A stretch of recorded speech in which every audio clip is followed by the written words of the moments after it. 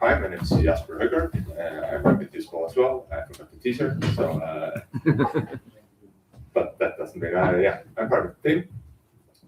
I was mainly brought into the team as in a consulting capacity. So quite quickly after I started in September last year, I moved to consult the government of the Faroe Islands on looking forward to creating an AI strategy.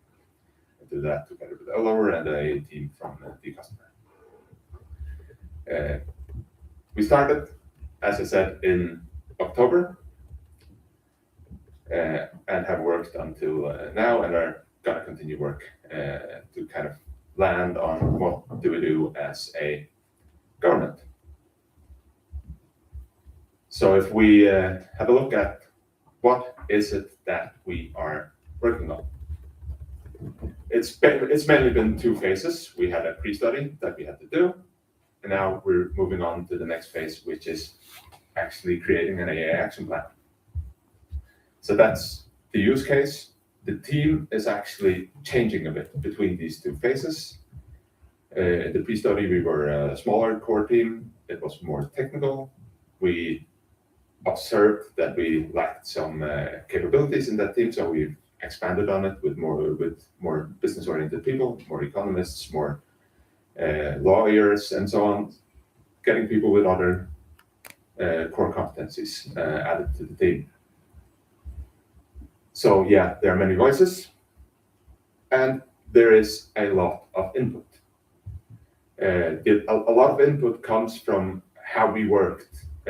We decided early on when looking at this as a national AI strategy, this is not a technical project, we said. We have to look at this as something that covers the entirety. And if we actually look at it from a social point of view or from a national point of view, I think maybe the most exposed to AI and the people that are have the most burning platform are probably teachers. Because if you look at their line of work, they've learned some skill that says this is how you teach people. Many that have worked with this for a lot of time, years, have created curriculums on how do we teach the students these things. And a lot of these curriculums, and especially the assignments and the exams, are getting challenged heavily with the new generative AI solutions. So it quickly became much bigger than just tech. So our process was, okay, let's go out and hear many voices. We want to hear from them all. So we had workshops that covered a lot of different areas. So we had to capture during these processes, during the workshops, because they were interactive, so people got to say what they were thinking about AI, the challenges, how the outlook was. We had to capture all of that somehow, and we had workshops across a lot of different topics. So we had to capture them all, and they all pointed in different directions because of the topics, but then again, they also had a lot of commonalities. So how do you capture all of this? How do you synthesize it? How do you find the commonalities? What helps everyone? What do we have to do specifically for that area? Which two areas maybe can have benefits, and so on. So that was kind of the outlook we had when we started doing this. So coming from Usable, of course, we chose Usable as a knowledge management system.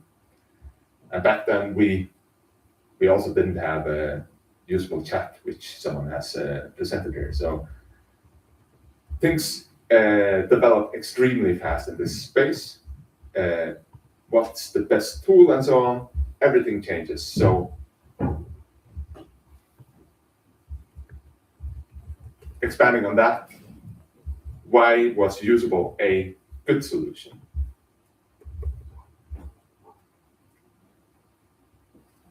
Yeah, it's available wherever I work. Back when we started, as Oliver was talking about, we used Cursor. And the access to Usable was mainly through MCP. So you had to have some tool that was able to use MCP to talk to Usable. That was the main way of doing things back then. And we, as others said, we used Cursor, and I also used it for developing other things for our company. But as things developed, I mean, since September, who's the leading actor in this space has changed probably 10 times. But because of smooth integration, I can switch tool and it doesn't impact the knowledge that we have gathered. I just plug in and it's readily available and it's really strong. And I don't have to say to everyone in the team, you must use this tool. Easiest way in, use Usable Chat. If you are set on, I want to use Copilot, we can make that work. If you're using Codex, Claude Cowork, anything else, you can still plug in to the same knowledge that we've gathered, and that's a really strong case, I think.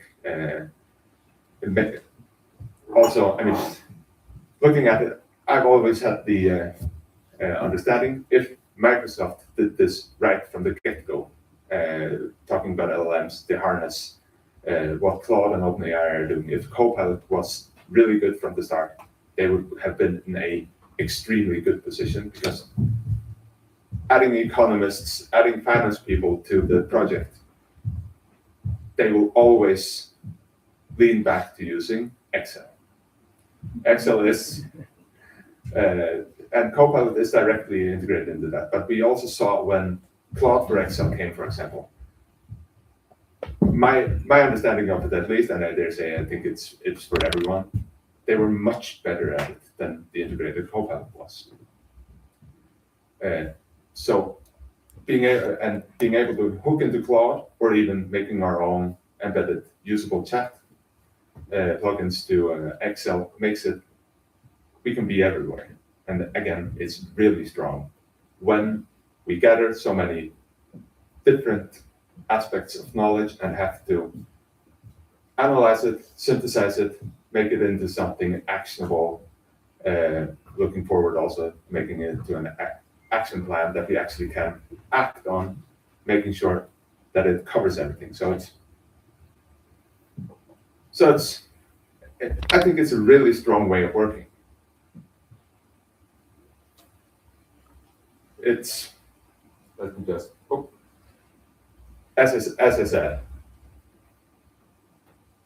whatever tool, because we started in Cursor, actually, started to use Usable Chat. I'm using whatever works well for the given task.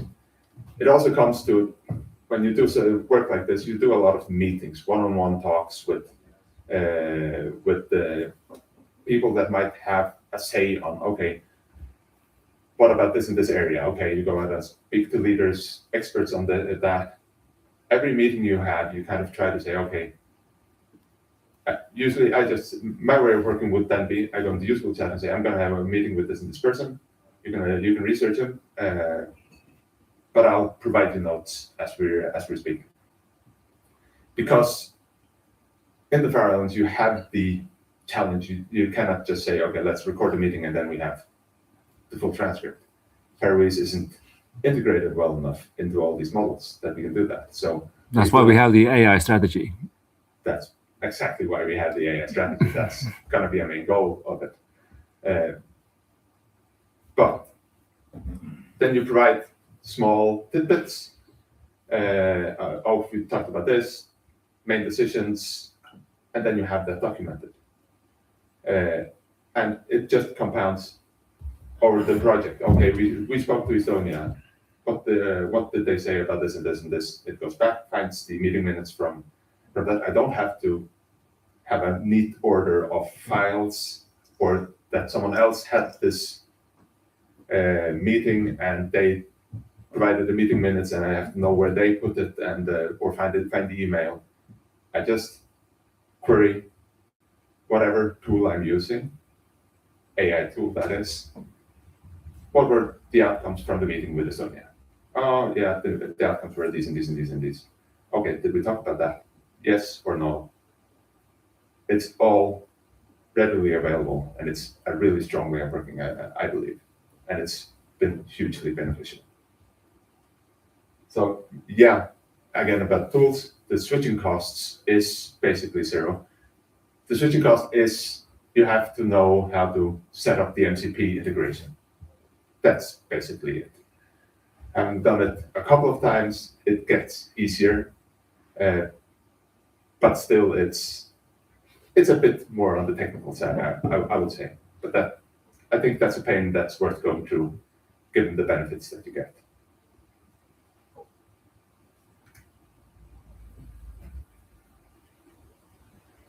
Again, shared.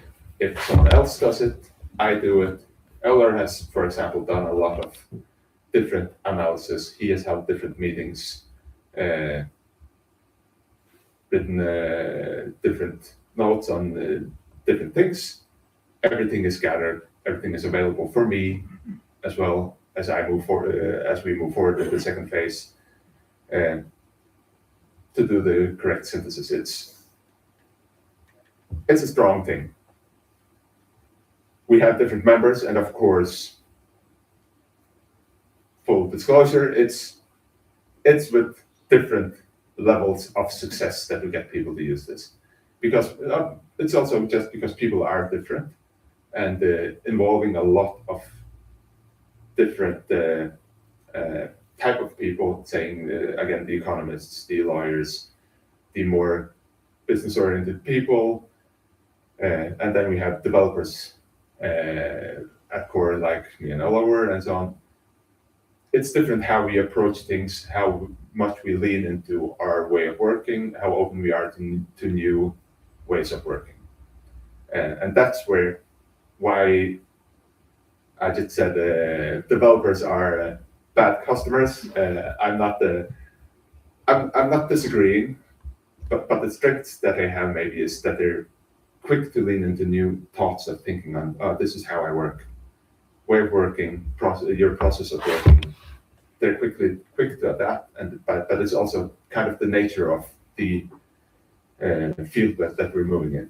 We have to move with time, otherwise we become useless, in lack of a better word. While the others haven't been challenged in the same way, I believe AI will challenge a lot of different fields in that way, and they will have to adapt to working in new ways. But we're not there yet, so that's why I'm saying it's with different success. Also, just because they like better to work in Word or Excel, and then setting that up, making sure they use the AI fully.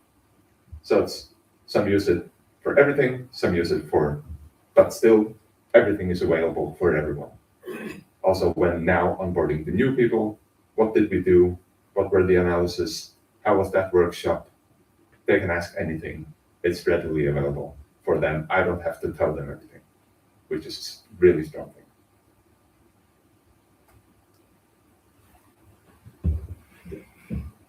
So yeah, basically,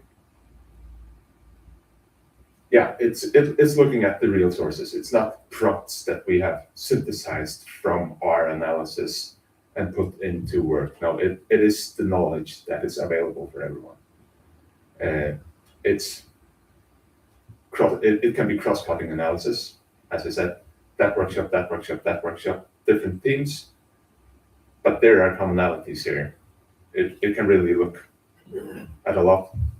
Also, as you just showed, he wanted to have, when he went into Usable Chat, he asked for something, and he chose specifically a quick model, because he knew I'm specific, I'm going to find the correct thing.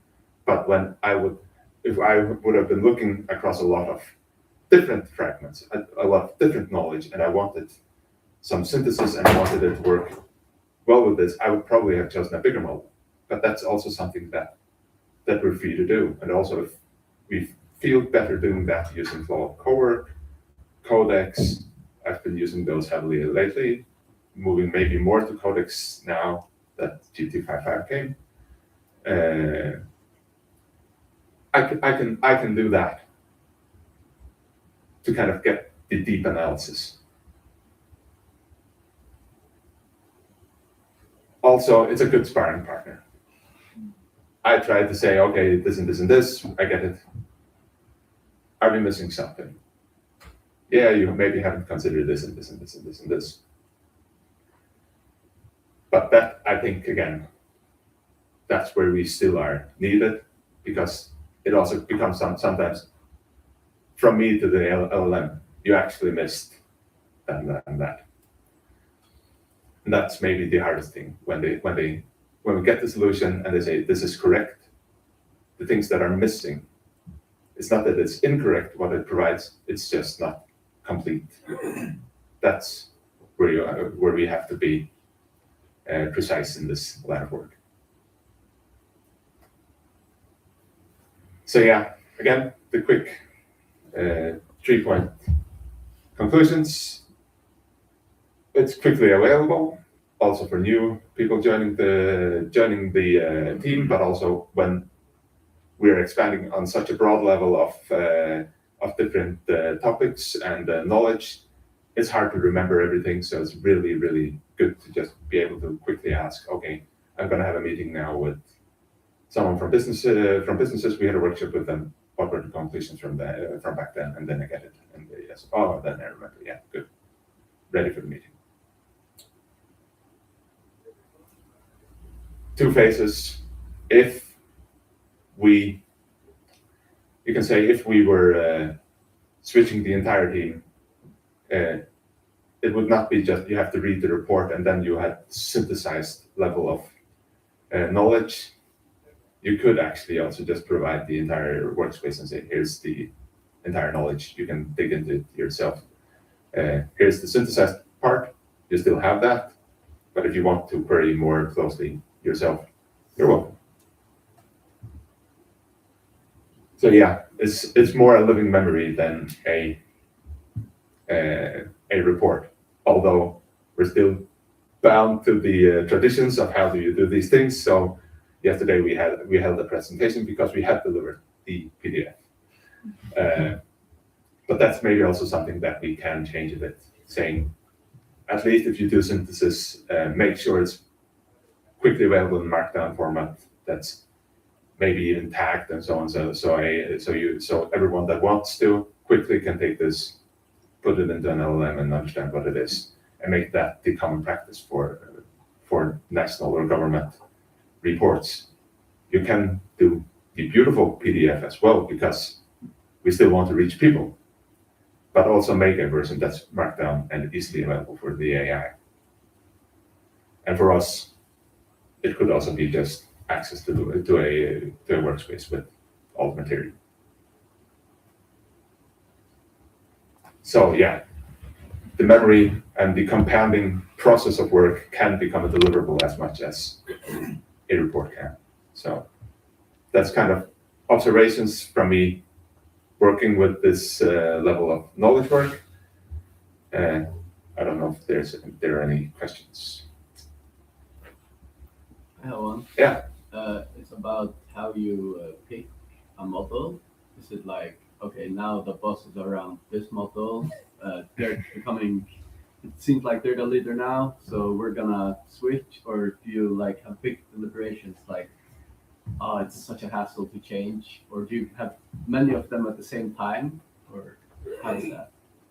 I actually have many of them at the same time, and that was kind of the strong one of the strong things with this. It's easily available. So I didn't know. I actually noticed.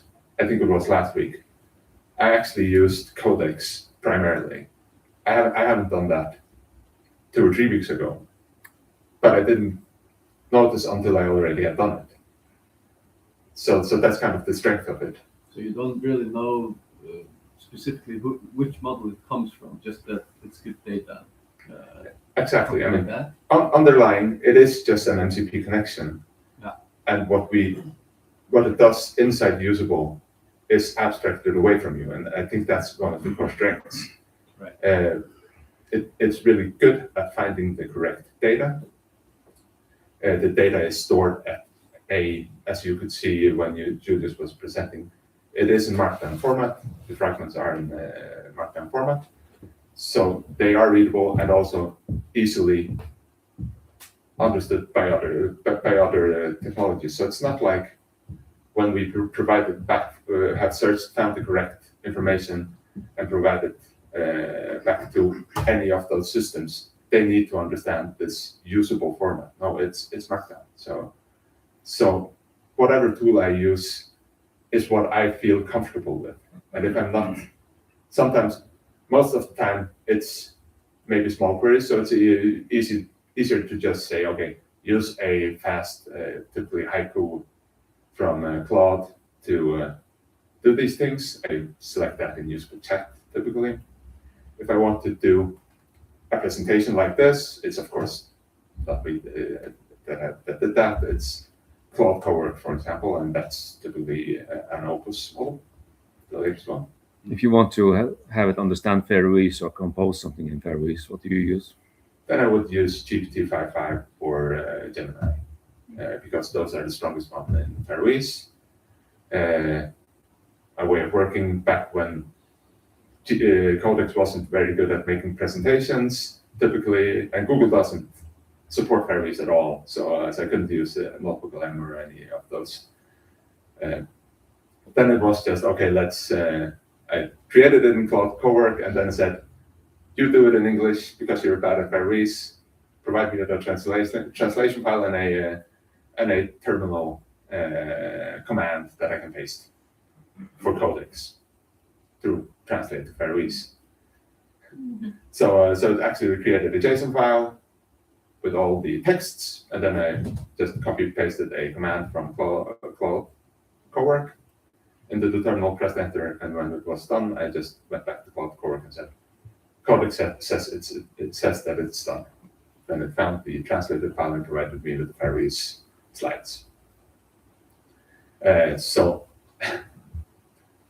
yeah. So I think that, So I think that in this case, so you're talking about using lovable. Sorry, you're using usable. Yes. What am I saying? Usable with essentially Faroese applications, correct? So something like that. So in this case now, the interface is chat. The interface is mainly chat in this case, yes. Faroese? I use it mostly in English, actually, but it's... No, for the end users, what is it? In this case... you are the end user. I am the end user, and the members of the project team are the end users. Because it's not something that we are exposing to the entire public. It is... Okay. So, but if it would become... Not yet. Available for the customer, it would just be dependent on which LLM they are using. If they are using... Yeah, because my question wasn't more the LLM. My question was more because I do understand a little bit of the architecture. Yeah. We talked about this, right? So essentially, you could have in theory a vector query, a relational query, or a knowledge graph query. Yeah. So how do you translate that? How do you tell people that they can ask this question? That was my real question. Because in the sense that if I don't know, I mean, this is not, if I don't know what I can do, I will do what I know. Mm-hmm. That's all. Yeah. So you can look at the tax bot, which responds in Faroese. Yeah. And uses also usable as the knowledge base. Yeah, of course. I mean, that's a different project, of course. But yeah, I mean, we have done it where it is a specific customer, the tax authority, that has a publicly available bot that uses usable again as the knowledge base, where then we can go in and ask, okay, I have these tax questions. Right. So it's some kind of a template or examples or something. Exactly. So I guess it's a chat interface, so it can be blank, but typically you have some suggested prompts or suggested I just to think- give people some idea. Yeah. Maybe Julius has something to add on that. But No, I think that possibly is the best I can think about. And it's one minor, I mean, we can also add to this, what we could provide as a deliverable would be an expert saying, okay, Yeah. that expert, because that's a sub feature of Usable Chat, that you could make an expert say, okay, when you need to query this, ask that expert.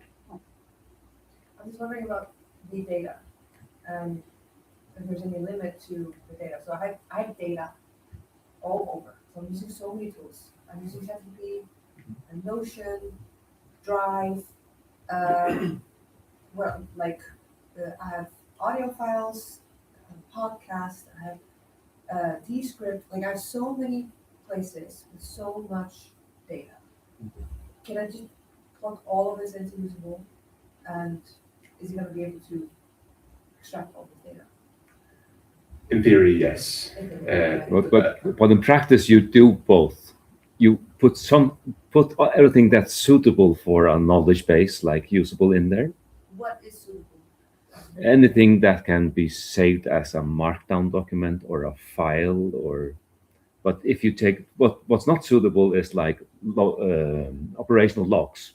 So if you have shitloads of data that's coming in all the time, you do not put that into the knowledge base, but you provide a link to that. Okay, but like different tools that I'm already using, like I can connect ChatGPT and they can read all my conversations that I've been having with ChatGPT about my business and all my content and everything. But what about like Notion? I'm using Notion to mark down ideas and plan and stuff like that. Can I plug Notion into Usable?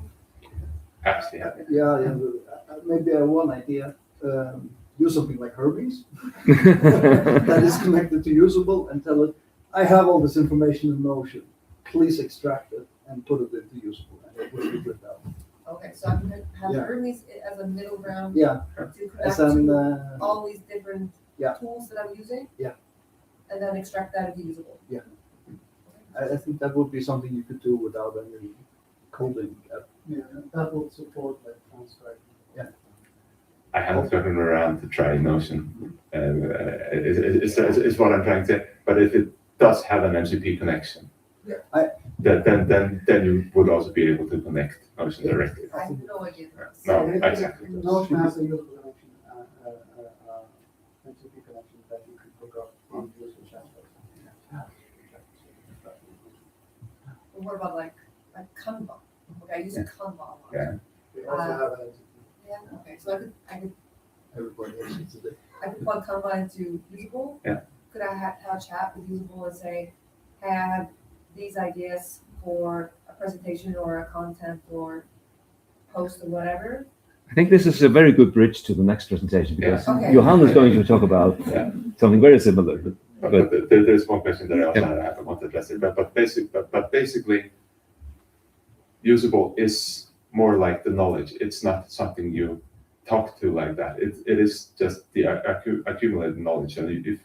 So the different tools you use, you speak to those as you do, but Usable just provides the context, and it makes sure that the context is known across all of these.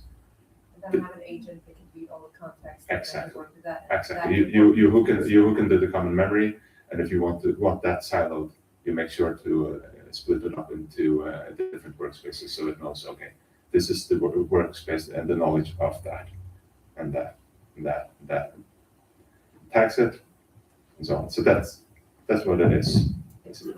Maybe another quick Sorry, just one question. I just want to understand the national project and the end goal.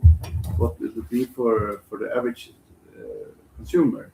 Does he have to access Usable to get the information, or can he go to whatever AI they uses and that one can access the information at Usable? For the national AI project, those that will be able to access it in Usable will only be the customer at Talented Fair, probably. The public will probably be more in line of this is the final report, because in the end it's going to be a list of initiatives, this is what we need to do for the Faroe Islands, because we're not looking at it as a usable thing. There we're looking at how can AI benefit the Faroe Islands. So we're abstracting completely away from usable. We're only using it as a tool in the process of working and creating the strategy.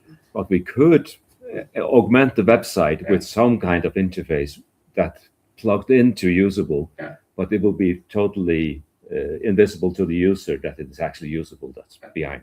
Exactly. One reason to do that could be that because there have been two large initiatives lately. One was the digitalization strategy, and you made that. And as a developer and IT person, sometimes you have questioned why have they decided that this was the route the Faroe Islands would go to. And with this AI initiative, we actually have the option to go into the context of the decision. Why was the decision made that? So all the questions we got yesterday, exactly. the AI could answer. Yes. Yeah. So it has actually more. So it's interesting if you could put that. But just to quickly wrap up, the AI national strategy will be a document, more traditional form, I believe, making sure. But it's a list of initiatives that we need to do that need to be measurable. And we're looking more at what do we need to build up infrastructure, hardware infrastructure. I'll come to you. What do we need to build up hardware infrastructure? What do we need in order for Faroese language to become better in general for LLMs? Is there something we can do? Looking at research, is there something we need to do in order to increase the AI skills for the general public? So they were looking way broader than that. So and it's more on a national level, and it's not vendor specific at all when it comes to the concrete initiatives of the AI strategy. That answers the question. So. Yeah. But we can also speak after. It's a little bit of a different angle. Yeah. I want to pivot a little bit to the topic you said about collaboration with governments, various governments, because of course here we have safety, and if we want to implement some AI solutions or like inform people who work there how to maybe work in this environment, it can be a little bit tricky. And just a little bit, I'm very curious, how did it end up? That's a great question. When we work with this one stated way of working, when we started the project was we're going to work AI first. Since we're going to do an AI action plan, we need to know what we're talking about, so we're working AI first. That needs to be something we do. That also means, and we stated that, we do not put personal data or sensitive data into this. The strategy itself isn't something that we want to be secret. And also, I love working in a way of process that says you can audit it, you can look at it. If you disagree, let me know.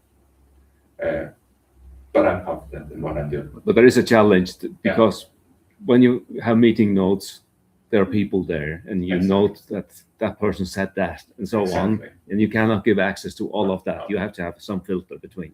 There's some filter, and there are some meeting notes that we've not put into the entire work. For example, steering group meetings and so on. We accept that there are levels, and we would probably, if we put everything into usable there, we would have put it into different workspaces with different restrictions to users. But your question is completely valid, and how we approach it right now is, now that we're moving on to the next phase, the person that has that's going to help us with the laws and security and so on, we've actually included the head of the data protection office. So the CEO there has become a part-time part of the team to make sure that we start off on a great note. So that's kind of, we're looking for, so we're trying to make sure that it's really broadly anchored. Also through the steering group, we've included the steering group that covers all the biggest sector in the country, so that they know what we are planning to do. So when the initiative comes, it's not secret to them. They've been in on it from the get-go. With the data protection office included, it makes it more believable that, okay, there are things that we can actually manage and do. Also in regards to safety, because that is the first question everyone asks. Can we do this? How about data? And that's what stops everyone. That's also what we acknowledge right away. What people don't know, they're not sure what they can do and what they can't do, and that's actually what in the end just stops them from doing anything. It makes them passive. It's easy for many of us to kind of say, oh, we're doing this. We started from a clean slate, and it's a technical product. If our core business was patient information at the doctors, and we had loads of history and could profile people, our approach would be more careful. But it's kind of finding out and including the correct people right away okay, we can say, this is what we can do. And as I said, it's at that level. Okay, we need to invest in hardware because we don't have enough hardware to process it in this on the Faroe Islands. And for that data, we need to do that. Okay, we need to invest in this hardware. It's an initiative. It will cost that and that and that. It should be done in year that. So that's kind of the action plan as we look at it. So more high level, and the different sectors will then also have their own AI strategies. I mean, the education has its own. Probably the health sector has its own. The social services has its own, and so on. Do you have user roles and permissions, or like who can add knowledge to the shared? Yes. Knowledge base? For workspaces, we do have some roles. They're not greatly defined. They're greatly defined. Oh, they're defined. I think better that answer, yeah. So you can read or you can write, Yeah. or you don't have access. Yeah. And if you wanted, we consider to have more granularity to it, but it doesn't make sense when you have a brain like that, because everything is interlinked. So you couldn't just say in the workspace, Peter has only access to this and Anna has only access to that. That doesn't make sense. So the domain is a workspace. And if you have access to the workspace, you have access to everything. Isn't that correct, Julius?